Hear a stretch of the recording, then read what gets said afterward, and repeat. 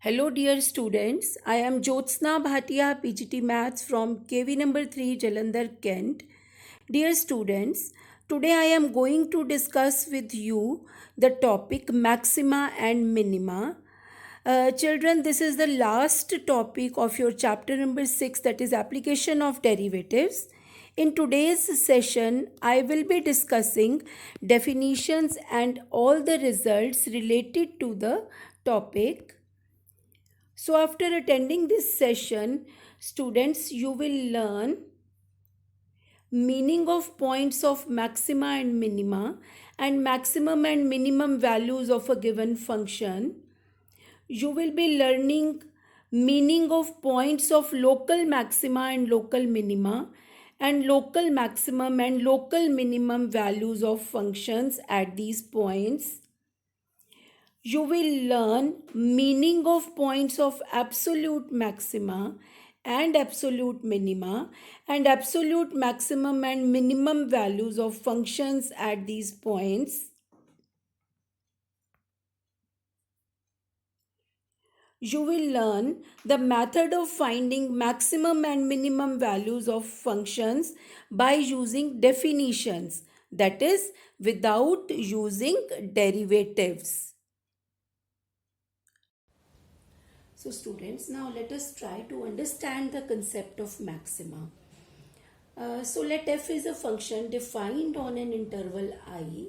Then f is said to have a maximum value in interval I if there exists a number c belonging to I such that fc is greater than or equal to fx for all x belonging to I. Here fc is called maximum value of the function and c is called point of maximum value. Now let me discuss this concept of maxima with help of the diagram. Now you suppose that this is my given curve y is equal to fx and this is the point x is equal to c, that is this point c belonging to this interval on which the function is defined.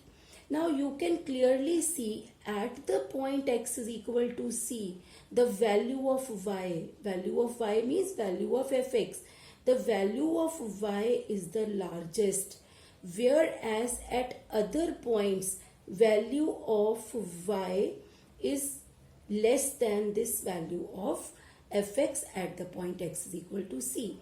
So you can understand with the help of the figure that this will be the maximum value of the function. It is clear from the figure.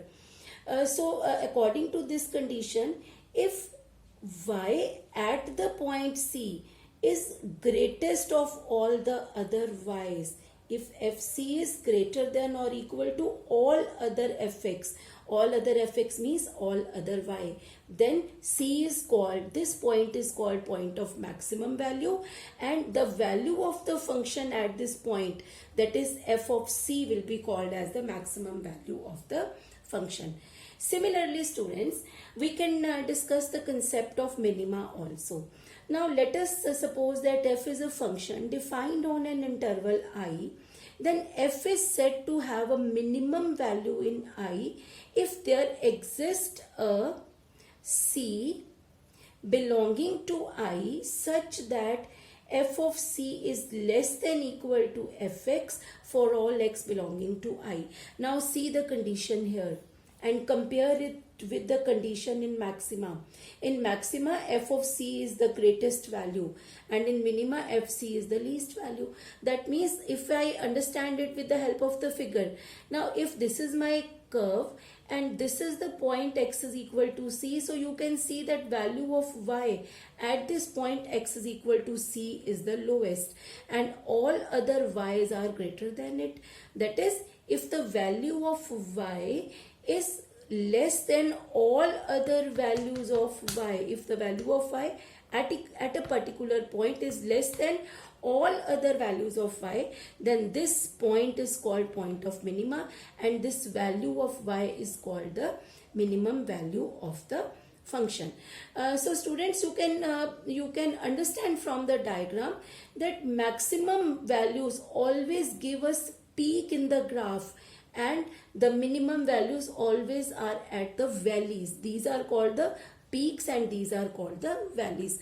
So when we do the questions also, we imagine the diagrams also, that maxima exist when there is peak and minima exist when there is a valley in the diagram. So now let us discuss this concept with the help of an example. This is question number 1 of exercise 6.5. This is find maximum and minimum values of these functions. Now here the function is fx is equal to 2x minus 1 whole square plus 3.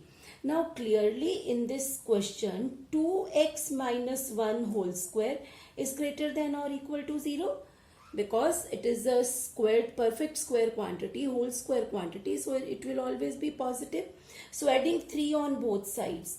So when I add 3 on both sides, it will be 0 plus 3, which will give me, now this is my value of the function, because fx is equal to 2x minus 1 whole square plus 3. This is greater than or equal to 3. Now compare this result. Before comparing, I will write it like this. 3 is less than equal to fx. Now students, compare it with the result f of c is less than equal to fx. That means now what will be my fc? fc will be 3. And now this is the condition of minimum value of the function. That means here in this question, minimum value of the function of fx is 3 and maximum value does not exist. That means in this case, because 3 is less than equal to all y's, all fx, that means this is the least value of the function. So here fc will be 3 and minimum value of the function is 3. Now let us see in what happens in second part. Now in second part, my fx is equal to minus x minus 1 whole square plus 10. Now clearly x minus 1 whole square is greater than or equal to 0, because again this is a whole square quantity, so it will be positive. So multiplying both sides by negative sign. So minus x minus 1 whole square will be less than or equal to 0. Now adding 10 on both sides. So minus x minus 1 whole square plus 10 will be less than equal to 0 plus 10. Now this is the value of fx. So fx is now less than equal to 10, which I will write it as 10 is greater than fx. Now compare this with the result. Compare with fc is greater than equal to fx. That means now what will be the value of fc now? It will be equal to 10. And this is the condition for maximum value of the function. Now this shows, therefore maximum value of fx is equal to 10. And here in this question, minimum value does not exist. So let us discuss 2 more examples. This is example of your NCERT book only. This is find maximum and minimum value if any of fx is equal to absolute value x, x belonging to R. Now here fx is equal to the modulus function, absolute value function. Now we know that mod x is again always greater than or equal to 0. Because what is the range of absolute value function? It is from 0 to infinity, positive real numbers. So now mod x is greater than equal to 0 means fx is greater than or equal to 0. Now writing it like this, 0 is less than equal to x. Now again compare with fc less than equal to fx. So what will be the value of fc? It will be 0. And this condition is of the minimum value. That means the minimum value of the function, minimum value of fx is equal to 0. That means there is no maximum value of this function and there is only one minimum value, which is 0. Now we can understand this question with the help of an example also. Now you suppose I am drawing the graph of modulus function. You must be remembering that what is the graph. The graph is like this. Because in this graph of modulus function, graph always lies above the x-axis because all the values of y are positive. So you can clearly see that this is the minimum value of the function, and as it is extending on both the sides, there is no maximum value. So we can understand the questions with the help of diagrams also. Now let me consider one more question. This is question number 2, part 3 of exercise 6.5. Now I have to find the maximum and minimum value of hx is equal to sine 2x plus 5. Now here this is the given function. Now we know that sine always lies between -1 and 1. The range of the sine function is -1 to 1. Now adding 5 on all the three sides, it is sine 2x plus 5 less than equal to 1 plus 5. So we get 4 is less than equal to, now this is the value of fx.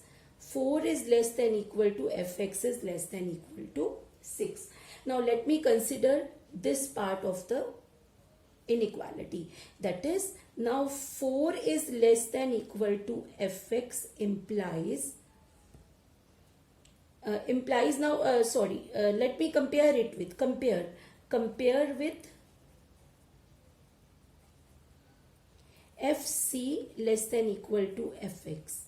So what will be the f value of fc? This is 4 and this is the condition of minimum value. So minimum value of function is 4. Right, now there is still one more part of the inequality. So let me consider this. Fx is less than equal to 6, which should be written as 6 is less than equal to fx. Now compare with fc. It should be greater than here. It should be greater. fc is greater than or equal to fx, because I am reversing this inequality. So 6 will be greater than or equal to fx. So fc is greater than equal to fx, which shows that value of fc is 6, and this condition is of maximum value of the function. So therefore maximum value of fx is 6. That is, in this case, in this question, both minimum and maximum values are existing. Minimum value is 4 and maximum value is 6. We have already discussed the definition of maxima and minima. Now I am going one step further, and I must tell you that the maxima and minima can be expressed in two ways, which simply means that there are two types of maxima and minima. Type 1 is local maxima and local minima, and type 2 is absolute maxima minima. So let me first discuss with you local maxima and local minima. So first of all, students, you must be knowing the meaning of the word local. What does it mean? Now the local word means very close or nearby, right? So first of all, you see this figure. Now this is the graph of a function y is equal to fx. So now you can see there are 3 peaks in this graph and 2 valleys in this graph. That means there are total 5 turning points. Now it is clear from the diagram. Here it is maximum value, then again this is maximum, then again this is maximum. But how can I decide that these are the maximum values? I have to check, right? So what is the method of checking? That fc should be greater than or equal to fx. But how can I check the 3 points at a time? So I will take just first point, then I will just take its neighborhood. Now neighborhood in mathematics means this is an interval in which I am taking C minus H. If this is my C1 point, then this is C1 minus H. That is, I am taking a very small positive number H. I will minus it from C1 and I will come here, and if I add that positive number H in C1, I will come here. So this will be a very close, very small interval which is called neighborhood. Now I am just checking in this neighborhood that if this value C1 is giving me maximum value of the function or not. So this is local maxima. That is, I will not see the whole of the domain. I will not see this part of the graph. I will see just in surrounding of C1, in the area very close to C1, and I will check whether FC1 is the maximum value or not. And for checking this is FC1 should be greater than or equal to Fx. So FC1 I can see in this interval it is the greatest value. Similarly, when I will check C3, I will again take this neighborhood very close to C3 interval, and I will check only in this interval whether this is point of maxima or not, and there is no need of looking at the other part of the graph. Similarly for point C5, and for local minima also you can see the same condition is there. Fc should be less than Fx, but where? It should be less than for every x. Here should be x for every x belonging to the neighborhood. That means if I want to check whether it is the point of minima or not, I will take just area very close to C2. Similarly for C4. So this is the concept of local maxima minima. That is, if f is a real valued function and C is an interior point in the domain of f, then C is called point of local maxima. If there exists an h greater than 0, it is a very small number such that Fc is greater than or equal to Fx for every x belonging to the neighborhood, right? Similarly for local minima, the condition is Fc should be less than equal to Fx for every x belonging to C minus H, C plus H. That is, my Fc should be the smallest value in the neighborhood. My this C4, at C4 FC4 should be smallest value but in its surrounding only, right? So in this case students, f of C is called local maxima or local minimum value of the function, and C is called point of local maxima or local minima. So in the figure, C1, C3, C5 are points of local maxima, and C2 and C4 are points of local minima. Discuss the second type of maxima minima, which is called absolute maxima and absolute minima. This is also called global maxima or minima. Now the word absolute means we have to consider the maximum or minimum value of the function in the whole domain. Now we are not taking it, we are not checking it just in the neighborhood. We are not considering it just in the nearby surroundings. Now I will take whole of the domain of the function. So if my domain is the closed interval a to b, if the interval, suppose the interval I have taken, suppose it is ab interval, right? Now in whole of the interval I will see which is the maximum value of the function and which is the minimum. Now it is clear from the diagram, you can say again there are 5 turning points, 3 of maxima and 2 of minima. So which is the highest of all these 5? This is the highest. So C5 here is the absolute maxima. Similarly, which is the smallest? Which is the smallest height of the graph? That is this point, at this point C4. So this is our local absolute minimum value of the function, and C4 is the point of minima. That means, what is the difference between local and absolute?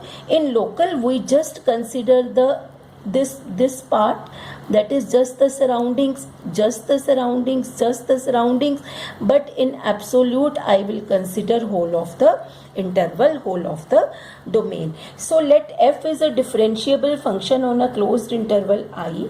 Let C be any interior point of I. Then let me suppose that I is equal to closed interval AB. Then C is a point of absolute maxima if fc is greater than or equal to fx for every x belonging to I. Beta, this is the symbol of for all, yeah, for every. Then fc is called absolute maximum value of the function. Now C is point of absolute minima if fc is less than equal to fx for every x belonging to I. So you can see the difference of both the definition of local maxima and absolute maxima is just of this, where it is defined, the domain. That is, now here the whole of the domain I am considering, but in local maxima I was taking just the neighborhood interval, that is just the surroundings of the point. Otherwise the main definition remains the same. Now fc is called absolute minimum or absolute maximum value of function, and C is called point of absolute maxima or point of absolute minima. So in this figure, C5 is the point of absolute maxima and C4 is the point of absolute minima.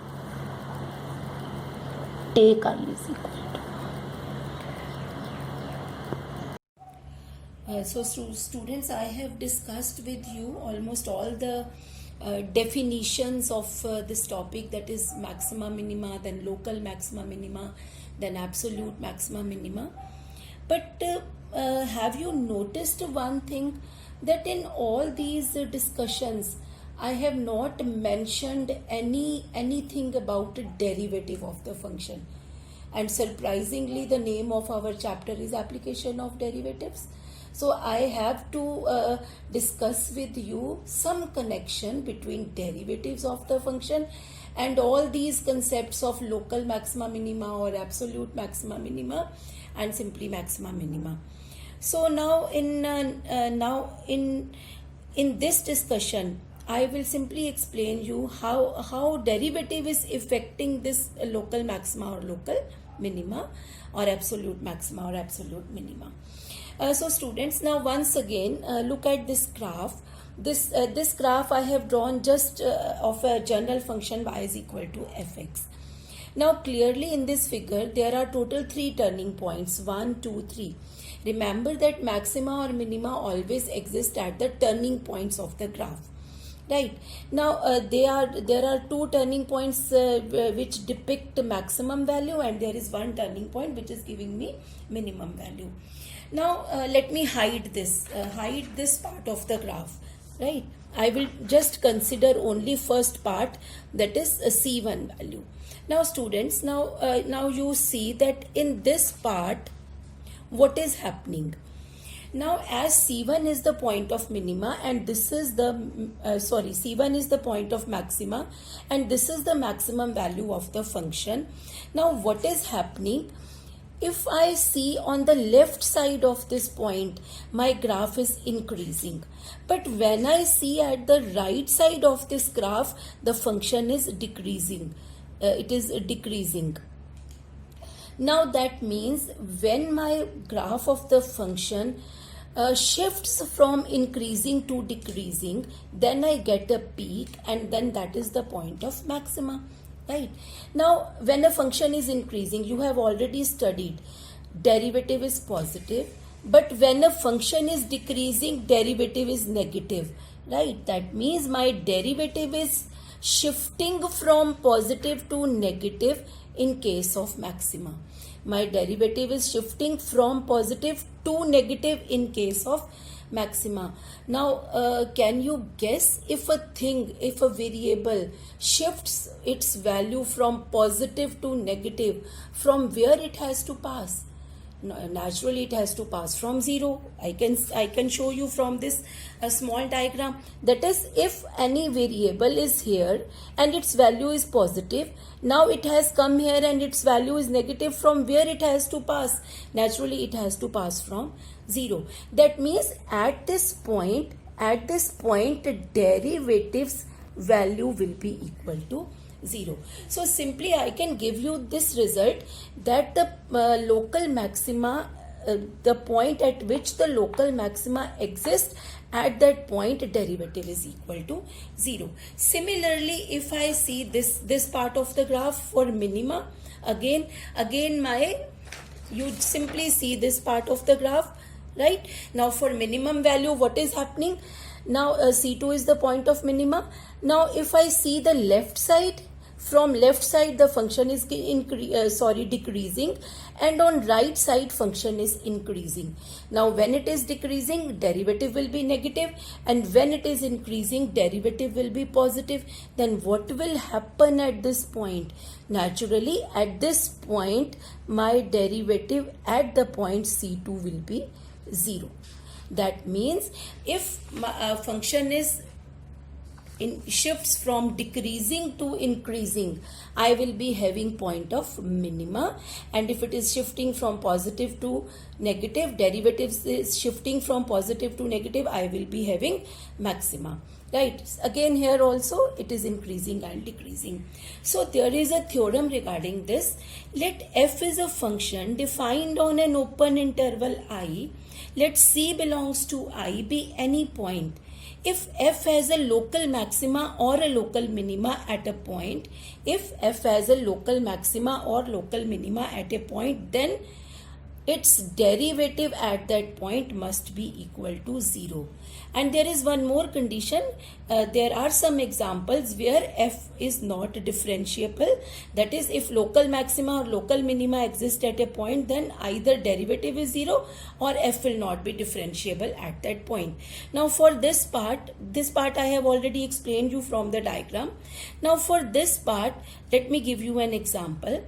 Consider the modulus function. Modulus function, that is absolute value function, we know that it is not differentiable at x is equal to 0. You have already done this in chapter number 5, that x mod is not differentiable at x is equal to 0. But we have done an example in this chapter that mod x has minimum value at x is equal to 0.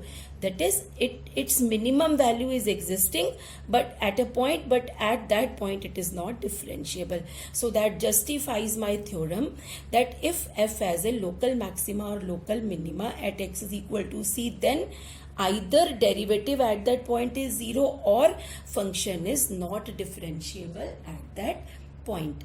So students, you note that the converse of this theorem is not always true. That is, the point at which derivative becomes 0 need not be a point of local maxima or local minima. That means sometimes so happens that derivative is 0, but the function does not have any maximum or any minimum value at that point. Then that point is called point of inflection. Now beta, the points at which the derivative becomes 0 or derivative does not exist, that is these turning points, they are called critical points of the graph, and they play a very important role, because when we do the question, first of all we find the turning points or critical points.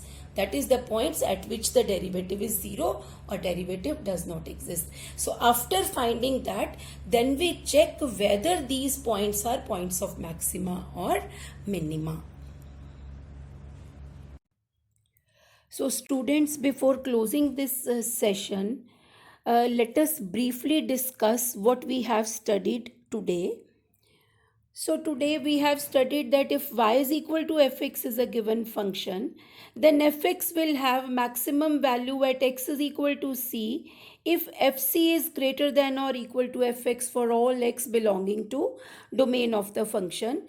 Then x is equal to c is called point of maxima, and fc is called maximum value of the functions.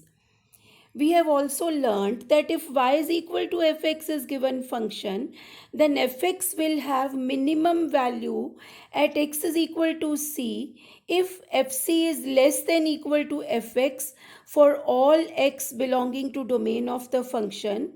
So here also x is equal to c will be called as the point of minima and fc is called the minimum value of the functions. Then we have studied that maximum and minimum values of a function are expressed in two ways. One of them is local maxima and local minima, and second is absolute maxima and absolute minima. Now, local maxima and minima is considered in neighborhood of the point x is equal to c, which is c minus h, c plus h. This is an open interval. Whereas absolute maxima and minima is considered in the whole domain of the function.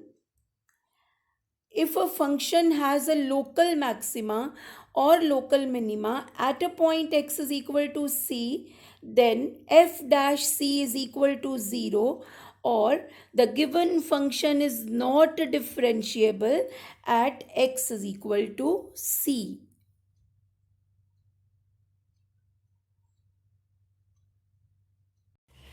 Dear students, this is your first assignment uh, of the topic of maxima and minima. I have given you two questions and these are based on the examples I have already discussed with you during this session. So children, you have to solve these questions and they are very short short answer type questions. You have to simply do these questions without using derivative. Thank you and have a nice day.